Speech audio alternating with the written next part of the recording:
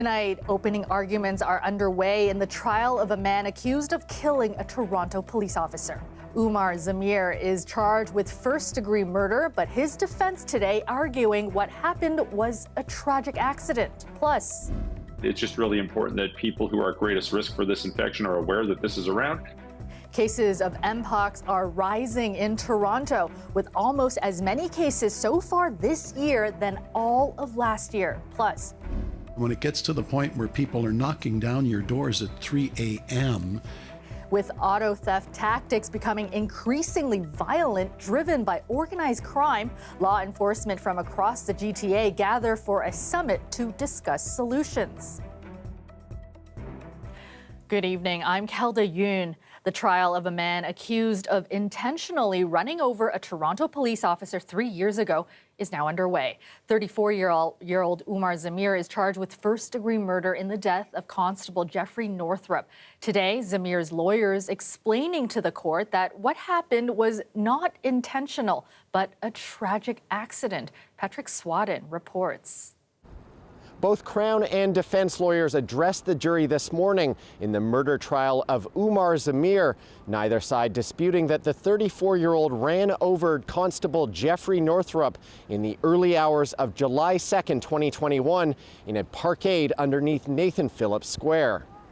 Crown attorney Michael Cantlin telling the jury the case isn't about who caused Northrup's death, but about the choices the accused made, why he carried out a series of maneuvers with his car, ultimately hitting Northrup and crushing the officer's body under the vehicle. The Crown alleging that both Northrup and his partner, although wearing plain clothes, did identify themselves as police to Zamir, and that Northrup's partner had a clearly visible police badge while investigating a stabbing at City Hall.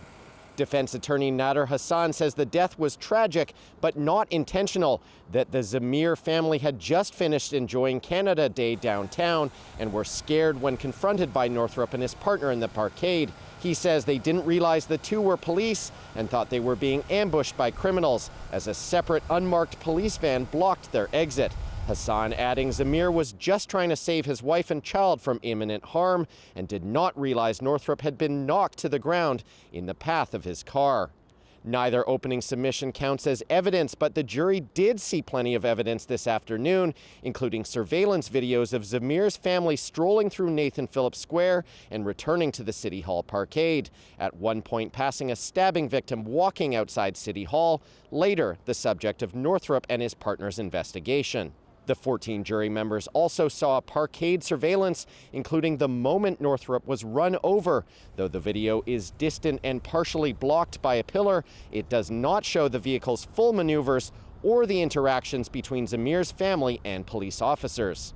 Zamir has pleaded not guilty to first-degree murder in Northrup's death. The Crown is expected to call Northrup's partner, Constable Lisa Forbes, tomorrow. Patrick Swadden, CBC News, Toronto. Toronto Public Health is urging people to get vaccinated against Mpox amid a rise in cases. 2.5 months into the year, and the city is already on track to surpass the number of confirmed cases reported all of last year. Adam Khan reports. 2 years after a global Mpox outbreak, Toronto is again seeing a spike in cases. While cases certainly dwindled, they never went away, and there's been low-level transmission, both locally acquired cases and then imported cases to Toronto since then. Last year, the city had 27 reported cases. But in the first 2.5 months of 2024, Toronto Public Health is already reporting 21 cases of Mpox. We're still seeing the cases in gay and bisexual men in the city of Toronto. 19 of the individuals acquired their infection locally in Toronto, and 2 acquired it through travel. It's not exclusively in that population, but it's mostly in that community. And again, no stigma, no value judgments. It's just important that people are aware of this. Toronto's Public Health says while Mpox spreads mostly through sexual or intimate contact with the person who has the virus, anyone can get it. It can spread through contact with materials contaminated with the virus, such as bedding, or even through bites and scratches from infected animals. Symptoms typically start 5 days to 3 weeks after exposure. They include fever, headache, muscle aches, exhaustion, swollen lymph nodes, and a rash. Shaheen says while the current numbers are concerning, it's not yet a public health emergency. It's not anywhere near what we were seeing in 2022, where we saw over 500 cases. But, we would like to remind people who are eligible about the importance of getting vaccinated. Of the individuals, the 21 confirmed cases this year so far, only 3 have had 1 dose of vaccine, and the rest are either completely unimmunized or have not been able to give us their immune records. The Public Health Agency is encouraging those at risk to ask about vaccine availability where they access sexual health care. The vaccine is free and does not require an OHIP card. Anam Khan, CBC News, Toronto. In Mississauga today, representatives from police forces around the GTA gathered to discuss solutions to the rise in auto theft. And it's not just the high numbers that law enforcement agencies are concerned about, but the violent methods being used. As Greg Ross reports, they're calling on all levels of government to prioritize solutions. When it gets to the point where there's carjackings at gunpoint, and when it gets to the point where people are knocking down your doors at 3 a.m., it's no longer the kids just taking a car for a joyride. Peel Police Services Board Chair Nando Ianni says the problem goes far beyond stolen cars. Thieves are organized and they've turned to violence to get what they want in what has become a very lucrative underground industry. This is a gift to organized crime. $1.2 billion in 2022. Auto theft in the GTA as a whole has seen an increase of 116% since 2019. 80% of those vehicles are being shipped and sold overseas, something Michael Walker learned firsthand. I looked out in the driveway and the truck wasn't there. His 2023 Toyota Tacoma was stolen from his Rexdale home. It was on its way overseas before it was found by a tracking system he paid for. Tag tracking told me that Peel Police had located it inside the rail yard in Vaughan, Ontario. He was lucky. Most do not get their vehicles back. In order for that to change, representatives at this summit say the federal government has to do more. We believe auto theft must be prioritized as a national priority, and the federal government must double down on its ability to make inspections at ports of exit, where inspections of containers at intermodal ports, like right here in neighboring agencies like York or in Peel. I would say in 2022, the government was absent from the conversation. That's not the case today, so I don't think we're going in a cycle. I think this is positive that we have all the key partners at the table. Brampton Mayor Patrick Brown making reference there to the fact that the federal justice minister and the solicitor general were both here taking part in these discussions today. There were also representatives from the auto industry talking about ways to better secure these vehicles, and there are ongoing discussions happening about better ways to educate the public on how to protect themselves from auto theft. Greg Ross, CBC News, Mississauga. And check out this video released by the OPP showing the aftermath of a 17-vehicle crash in Etobicoke this morning. It happened after a burst of blowing snow. Several people were sent to hospital with minor injuries. The OPP is reminding drivers to adjust their speeds to accommodate road conditions. And you are looking at a live shot of Toronto. A few flurries tonight, and it's a chilly one, currently sitting at -5. Riley Lachuk joins us now with the first check on your forecast. And Riley, winter just seems to want to stick around.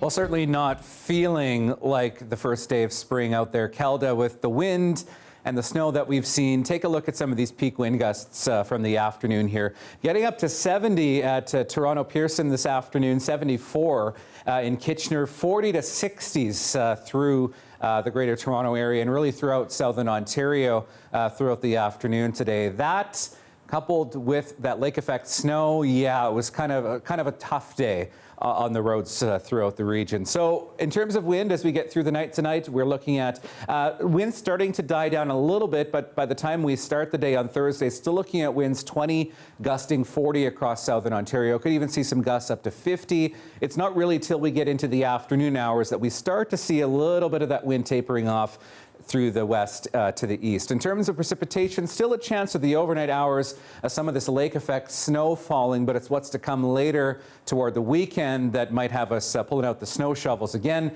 -5 tonight, -1 tomorrow with a partly cloudy sky. Thanks so much, Riley.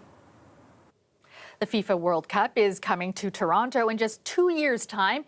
And today, the City Council got together to discuss the cost of co-hosting the games.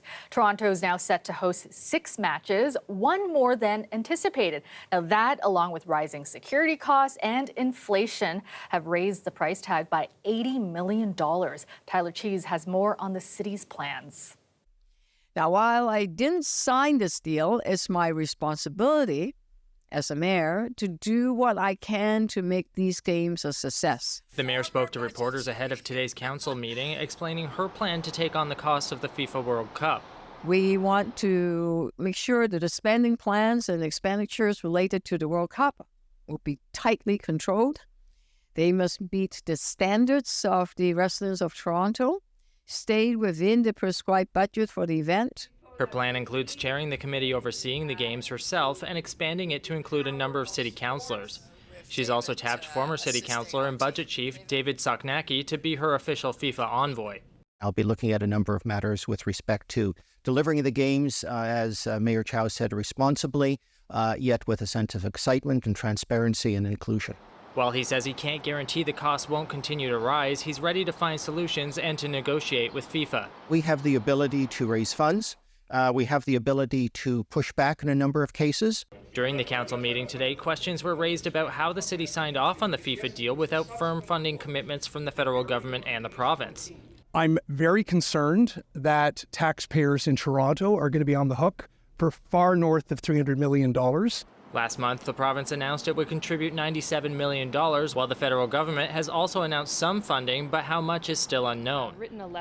Meanwhile, community advocates also gathered at City Hall to voice concerns about the World Cup's potential impacts on the city. We want the City of Toronto, the Province of Ontario, and the Government of Canada to ensure that our labour employment laws are respected, that our environmental laws are respected. Council approved a motion asking city staff to provide an analysis of the compliance agreement with FIFA, including how it relates to labor and human rights laws. That report is set to be presented in July. Tyler Cheese, CBC News.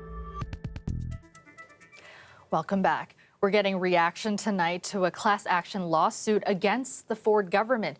When the government came to power, it canceled a pilot project that gave more money to some people on social assistance. The pilot was supposed to last 3 years. Instead, it ended after just 1. Queen's Park reporter Lorena Redekop has more. Dana Bowman was part of the Basic Income Pilot Project. Her income went from $600 a month to $1,400. She remembers her reaction when, after a year, the program was abruptly canceled. Gutted. The floor was yanked out from underneath me. I just felt so lied to.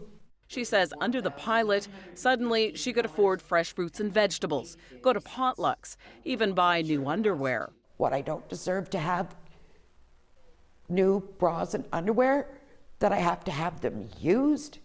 I want to break the shame, and I felt the basic income gave us that. Bowman is one of the plaintiffs in a class action lawsuit against the provincial government, certified earlier this month, seeking damages of $200 million. Their lawyer's argument? When you make a promise like that, you have to keep it. It's a contract. The government still does business and enters into contracts the way people do. They don't get to change their minds once they've entered into it. That's our allegation. Around 4,000 people were part of the pilot project in Lindsay, where Bowman lives, as well as Thunder Bay and Hamilton. The program was brought in under former Premier Kathleen Wynne, ended early by the Ford government. We were hitting the pause button. As for the reason, according to the minister in charge at the time, I can only speak to the fact that at that time we were making some changes to social assistance, including raising the rates. She wasn't aware of the class action. A spokesperson for the current minister wouldn't comment on this case since it's before the courts. I can understand political parties not liking other political parties, but treating the people of Ontario like that is just simply wrong. Dana Bowman is back on disability supports, receiving $700 a month. I'm back where I'm struggling even to do the day olds. You got to get there early to shop day old. Back surviving from food banks. It's been 5 years since she first went to court about this. Her lawyer acknowledges this will likely take years more to resolve. Lorenda Radicop, CBC News, Toronto. The Ontario NDP say they have unearthed documents revealing plans for Phase 2 of the Ontario Place redevelopment. Renderings in a ministry document that were dated from September 2020 reveal that Phase 2 of the Ontario Place redevelopment includes a plan to make the East Island part of the mainland by filling in the lake. Stiles says the documents show a second phase, which includes filling in a small channel of water in Lake Ontario known as the Brigantine Cove to create acres of new land. The new details were discovered through a Freedom of Information request, but the Minister of Infrastructure says the plans are the same as unveiled last April. Today, we are constructing the vision, the full vision for Ontario Place that we shared back in April 18th, 2023, when again, I joined the Premier and Live Nation to announce that we're building a brand new science center, a water park facility, 50 acres of public realm space, as well as a brand new amphitheater. Surma did not answer Stiles' questions about plans to fill in the cove. Redevelopment work at Ontario Place is already underway. Legal cannabis sales in this country have plateaued after 5 years of steady growth. And that's got the pot industry looking for ways to woo more customers from the illicit market. As Mike Crawley explains, they're asking the provinces to allow producers and retailers to collaborate on in-store promotions. These are just some of the offerings inside this pot store in Hamilton. Plenty of choices for the customer and a marketing challenge for cannabis companies. Most people that walk into an alcohol store typically know what they want to buy before they walk in, whereas in a cannabis retail store, that isn't the same. We don't have fans of brands as of yet. Federal law restricts what cannabis advertising can look and sound like. The provinces control the rules for retail shops like this. It's very, very difficult for a brand to build any kind of relationship directly with a consumer. It's really all done at the store level right now because of the way the restrictions are on producers and their marketing. But there are limits to what pot companies can do at the store level. Everywhere but Saskatchewan, retailers are banned from making deals with producers to run in-store promotions, such as sampling or special pricing, the kind of thing you'd often see in a liquor store. The pot industry wants this changed. Take the cannabis rules and policies and treat them like liquor. Allow us to have those same store relationships that a Budweiser could have with a liquor store. That's really what we're looking for. The request comes at a time of financial struggles for some Canadian pot companies. After the boom years following legalization in 2018, layoffs, closures, and bankruptcy filings hit the industry in 2023. What we want is just essentially the ability to do what every other retail sector can, which is work together with our suppliers on joint promotions so that we can build awareness around those legal products and continue to drive down illicit market sales in Canada. There are some signs these requests are gaining traction. Alberta's cannabis regulator is reviewing its retail rules, and an official says that province will look at possible policy changes in the coming months. Ontario, I think we still have a little bit of ways to go, but we definitely need to make that push happen in Ontario. The Ontario Chamber of Commerce is also asking the Doug Ford government to end its ban on cannabis producers and retailers collaborating. A government spokesperson declined to say where the province stands. Mike Crawley, CBC News. Let's go back to Riley now with a look at your extended forecast, and the snow not quite done with us yet. Oh, Kelda, I kind of like to call it the first day of spring on paper. And I say that because we don't want to put our snow shovels away just yet. So as we look at precipitation as we get through the day on Thursday, still a chance through the morning hours at least, some of that lake effect snow falling through the GTA and points into cottage country as well. Through southwestern Ontario, partly cloudy to mainly sunny sky through the day tomorrow. That's what the GTA gets as we get later into the afternoon. But as we get into the day on Friday, yes, another system headed our way. As we get into the day on Friday, we start to see cloud building in and then snow starting to make its way across the GTA. Much of the model runs have been pushing the snow Windsor and south, but some of the model runs, like you see here, pushing that snow right into the GTA as we get into the evening hours on Friday. In terms of forecast accumulations, a bit tough yet to predict where this is going to land, but at this point we're looking at about 5 to 10 centimeters through Windsor, Chatham, Kent, through Sarnia.